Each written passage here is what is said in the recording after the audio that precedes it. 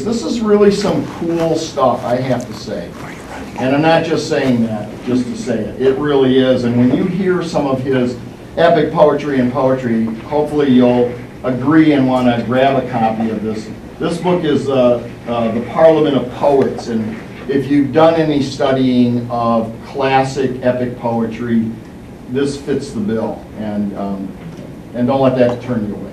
It's really good stuff. Please Set welcome, partly on the moon at the Frederick Apollo 11 Glaysher. landing Frederick. site, the Sea of Tranquility, Apollo calls all poets of the nations, ancient and modern, thank you, Em, east and west, to assemble on the moon to consult on the meaning of modernity. The Parliament of Poets sends the persona on a journey to the 7 continents to learn from all the spiritual and wisdom traditions of humankind. On Earth and on the moon, the poets teach him a new global universal vision of life. Again with newfound fervor such that I reel back. I call you to come forth. You shall carry us homeward to the moon. All fairy folk come forth. Juju man and woman, watchers of the moon, who knew its lore. Fays of every land. Peris of Persia, Auri, Genie, on flying carpets carry us like Burak from Mount Kaf to the moon. Lead our camels across the sands of time and space, Egyptian Thoth and Greek Endymion, Queen Mab with all your crew, Puck and Titania, Oberon, Robin Goodfellow, Tinkerbell, Welsh fays, angels and cherubims, seraphims of the Holy Temple, Roman Fata, Valkyries of Valhalla, fleet-footed Mercury. Come down from Mount Olympus, aid us, Greek gods, if ever you assisted human beings, we need you now. Phoebus Apollo, bear me witness and hear me out. Your servants stand here in this grove, raise them to the inspiration of the moon, where you call all the poets of every land to assemble. Zeus, wing our earthbound feet like Perseus, gird us to battle Medusa. Like Arthur, kept by the fairies, keep us safe, safe upon our journey. Poesy is in need. Take us to where we can look on Mother Earth, reigning in the night of space. Imagination's greatest image, newly acquired but grudgingly admitted, obtained fortuitously despite themselves by bumbling scientists and fighter pilots. Cosmic hieroglyph, they knew not how to decipher thee. Repair now to the poets' round table, that bards and minstrels, poets and seers, rhapsodes and griots, shamans and priestesses may consult in high intoxicating tones of artful song, the meaning of our fate, the fate of all humanity in this dark nihilistic age. Surging into his peal, he bellowed all the more into the heavens. Divine beings, come forth, convey us to the moon. Hear our petition now upon this meadow green. This sward, pixies and gnomes, elves and brownies, kelpies and korrigans, leprechauns, the African flying tortoise in Baku, flying shamans of the Incans, carry us from earth to the moon. With a thud, Bob planted the end of his spear down on the earth. I looked at him, gazing in the sky, nearly blind as he was, and knew he saw deeper and farther than many men with 2 good eyes. And then something began to happen. Those he summoned began to appear. Together we could see them, the fairy queen trailing her, or his crew came twinkling in. Apsaras and Gandharvas from the east, Sphinx and griffins out of 1,001 nights of dreaming, the noble vulture Garuda from standing guard in India, Mother Goose's proverbial man in the moon, her storybook cow that jumped over the moon, Feng Long, the Chinese phoenix bird, along with the Russian firebird, and their Greek consort all came down to serve the fairy queen, who deftly exercised her royal sway, looking at Bob, intoned in silver notes.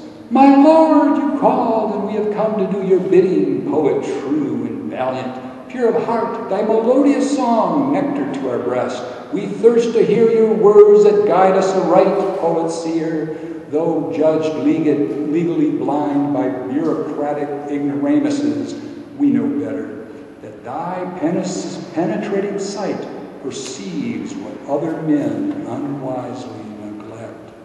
And so we are here, guided to be your guides, and up toward the empyrean carry thee in thy charge to heaven's light, great symbol of majesty's highest rule, light saving us from pitch-black darkness, raising men's minds above the lowly earth.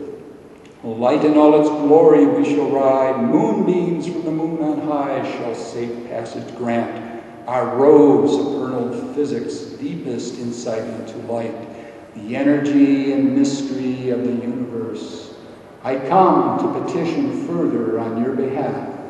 Spreading her tender hands out toward the crystal sky, she demurely began her appeal. True light, if ever you have sought to guide us, guide now, that these poets may assemble on the moon, your orb, bejeweled in brightest light in time of darkness, enlighten our minds. This corporeal one especially requires your transcendent energy. Let us rise within thy brilliant light and rapt vision, visionary, all mystic beings attest. Rise, elevated by thee. She gestured us closer, together poets stand. And in the evening light we now could see the day as we spoke, having passed into night, moonbeams upon the meadow of my backyard. Shimmering light, ascendant energy of the far-off moon. The hoopoe and all her flock, having sailed back over the trees, swirling around the circle, joined and accompanied by Queen Mab's crew, fairies and genii and magical beings. Robert and I found we were rising in flight, lifting off like a Saturn V rocket from Cape Canaveral, not in a violently shaky roar, but in fluid bird song. Queen Mab and Japara were at our lead, bearing us aloft. Light speed for the moon, and we within a shining beam, a tower of light, twin towers, soared heavenward beyond time and earth, accompanied by all the multitude of birds and fairy folk. Together the angle of ascent achieved. Daedalus and Icarus flew with us. Icarus falling to earth as we neared the sun. Looking away, Bob murmured, "Oh, Daedalus, fly away home. Oh, fly beyond Africa." Pegasus heading back to Olympus. Phaeton returning to his father's house. Jason and the Argonauts launching out. Prometheus flying back for fire. Dolphins sailing for Byzantium. The white tiger of the west for peace. Bob and I, like crows, striving for the moon. I thought, who needs warp drive when I've got Queen Mab, my escort and midwife of my dreams? And so she brought us here to fairyland, Japara and all the other wondrous folk, even where you see us now before you, the sea of tranquility, all tranquil here. Earthly turmoil left far behind, place of shaking her head, she gave me the calabash, saying, Africa is more than a calabash.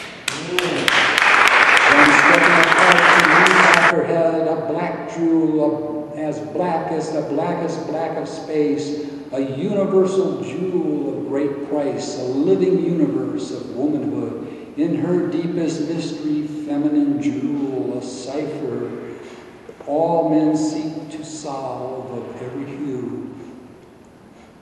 A daughter of Sogalan, as she were, namesake saying, I, Sogalan, see a vast refugee camp spanning this valley, through the country, the continent, the world, out of the dark heart of humanity, standing by, watching, moved and unmoved, all complicitous, all lacking the will to stop the brutalization of village women, vulnerable, weak, frail.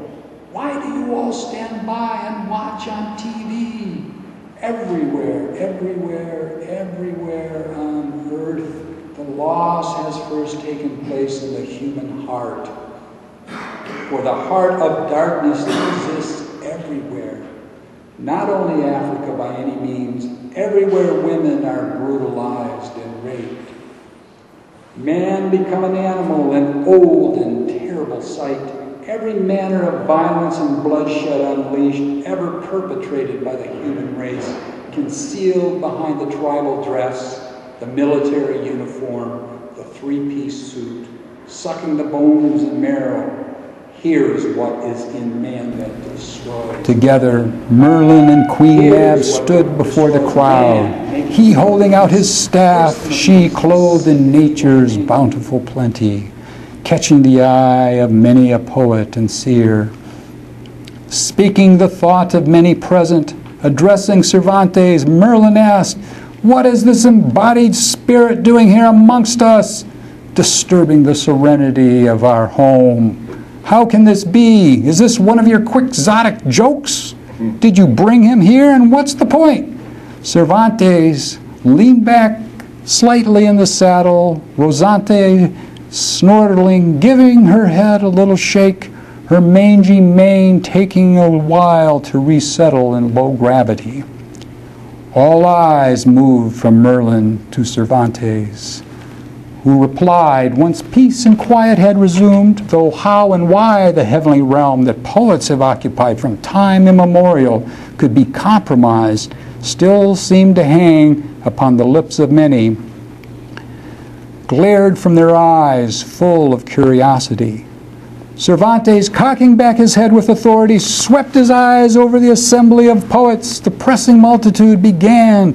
"We have all experienced the loss of the living presence in modern times. Even those who would go backward show loss. Our people all lose their way, bewildered, science usurping the glory of the moon. Our domain, where most of us dwell even now. Just look around at all the trash the astronauts and scientists left behind, scattered about the beauty of this plain. All man's science and technology cannot understand the moon, mighty symbol of eons, visible sign, uplifting men's eyes to the heavens. You all know I speak the truth. Many of our people and even some of us cling to nostalgia, but it's not the same as that deep experience of the divine." Lifting his lance into the air, waving it about, Rosinante leaping apace, raising her forelegs, Cervantes exclaimed, "Obeying Lord Apollo, I challenge you, I call here a parliament of poets." Wow. Frederick Glaysher.